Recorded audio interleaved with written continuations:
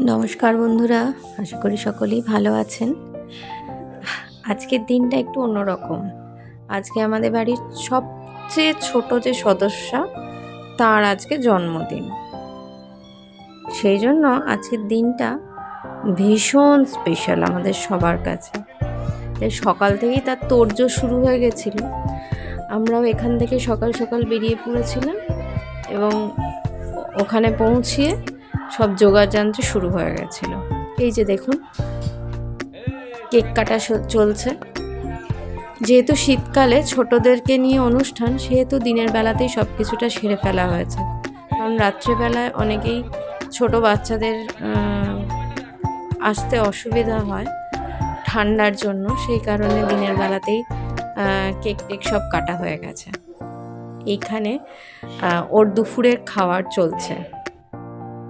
ভাত, 5 রকম ভাজা, মাছ ভাজা, মিষ্টি, পায়েস, চকলেট, এই সমস্ত দিয়ে তাকে সাজিয়ে খেতে দেওয়া হয়েছে। কিন্তু সে মোটেও পায়েস খেতে পছন্দ করে না, সেই কারণে পায়েস খেতে সে একদমই নারাজ। ঠাকুমা অনেকবার করেই পায়েস খাওয়ানোর চেষ্টা করলেন, কিন্তু অবশেষে পারলেন না। যাই হোক, তাও শান্ত হয়ে সে বসে আছে। আমাদের ছোট্ট রাই, আমাদের বাড়ির সবচেয়ে ছোট সদস্যা, হ্যাঁ, সে এখন শুকনো ভাত তুলে তুলে খাচ্ছে। এই যে তার জেঠু আশীর্বাদ করছে তাকে, সে চুপ করে বসে আছে। পায়েস সে কোনো মতেই খাবে না। যাই হোক, জেঠুর হাতে একটু মিষ্টি খেয়েছে।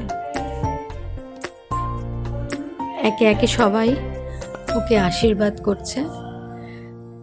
আপনারাও সকলেই আশীর্বাদ করুন, ও যেন খুব ভালো মানুষ হয়।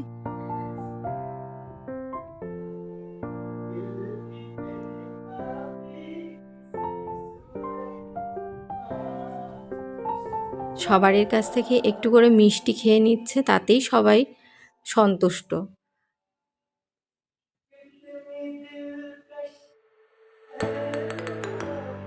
আর মাঝে মাঝে সে নিজে নিজেই শুকনো ভাত তুলে নিচ্ছে।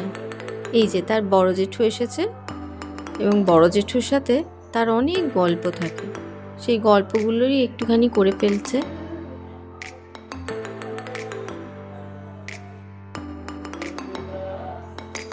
সে আজকে ভীষণ স্পেশাল, তো তাই সে ভাবতেই পারছে না যে এত লোকজন তাকে ঘিরে কেন বসে আছে। সে খাচ্ছে, তাকে সবাই এত ঘিরে টিরে বসে আছে, ছবি টবি তুলছে।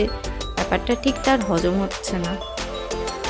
কি খাবে সে বুঝতে পারছে না বড় জেঠুর কাছ থেকে।